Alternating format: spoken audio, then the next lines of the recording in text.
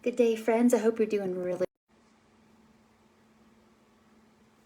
Good day, friends. I hope you're doing really well. My name's Tracy Brown. My team and I are eating disorder, trauma-informed dietitians, and intuitive eating experts. And just here this week to talk a little bit about care.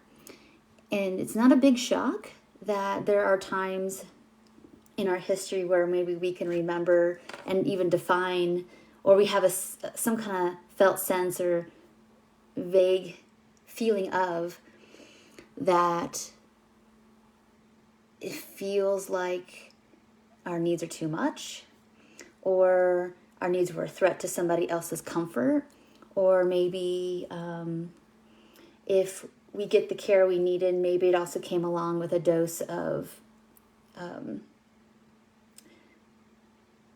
disappointment or even hurt or pain. And so those are some of the root causes that people don't really think of looking more deeply at when they're struggling to get support for their intuitive eating journey, their eating disorder recovery journey, even health journey, especially if you've been in the healthcare system and you've been, gaslit and given not just very good care, whether it's just from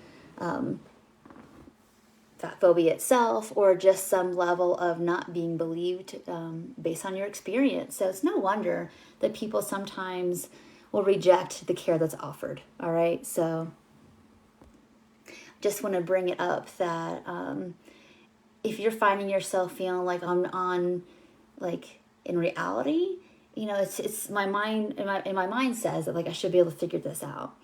But in reality, it's like it feels like it's 2 steps forward and 2 1/4 steps back, and you know what you need to do, but it feels like you find all kinds of reasons when it comes down to it that we can't take action. That's a pretty strong sign that you've got something called a nourishment barrier, which is you might either know or you don't know what you need, but you're afraid to basically take it in. Okay. And so people reject care for all kinds of really deep reasons. And the surface reasons are always going to sound like I don't have time. I'm trying to save for something. I mean, there definitely are people, I never diminish, financial strappedness and hardship, but there are times when we could probably do it and make it work or be a stretch, but we still could do it for a while or whatever. We make the reason. Financially, I know how I'm going to do it. It hasn't worked for me before. It won't work for me this time. I already know what to do. I just need to be more disciplined. Those are the reasons we will say no to someone really helping us become a compassionate witness, someone to really help us learn how to be vulnerable and not get hurt.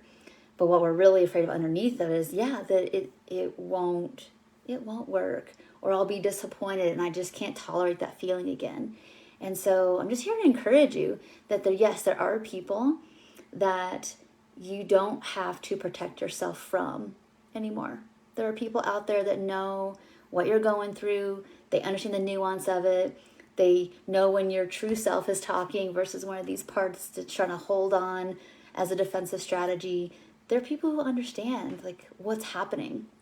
And so I want to encourage you today, if you're one of those people watching this or listening to this and you don't believe that you need support, or recovery is maybe even not for you, or I'll never get there, even that voice is trying to protect you from either being well and you can be afraid about that, or trying to protect you really just from getting hurt again.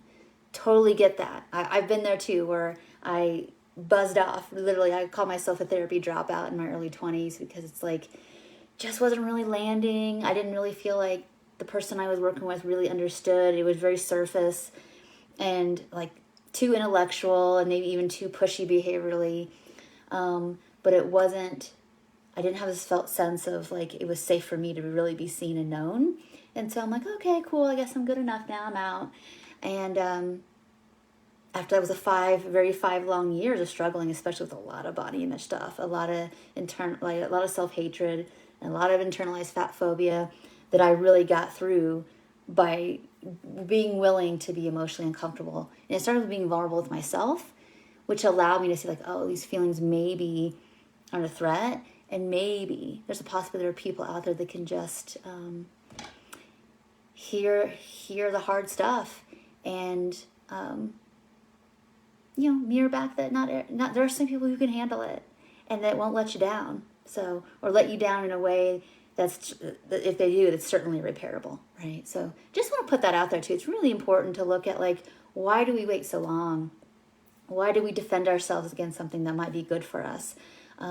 Why do we feel like vulnerability is weak or a threat? I just want you to think about some of those questions today. And if it gets you one step closer to getting the support you need, then obviously this video was for you. Thank you so much for watching, and I will see you in the next video.